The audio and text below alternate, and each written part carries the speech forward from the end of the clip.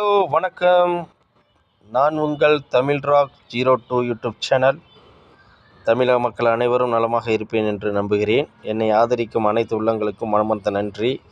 என்னுடைய சேனலை சப்ஸ்கிரைப் பண்ணுங்கள்.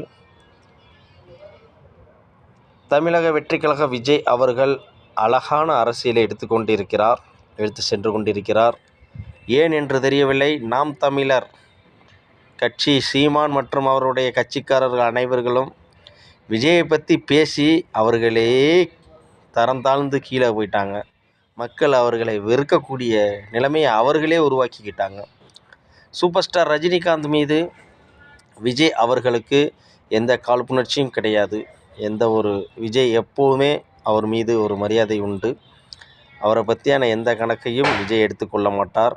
எப்பொழுதும் அவர் மீது மரியாதை உண்டு. இந்த ரவீந்திர துரைசாமி என்பவர் விஜய் 4% தான் எடுப்பார், 5%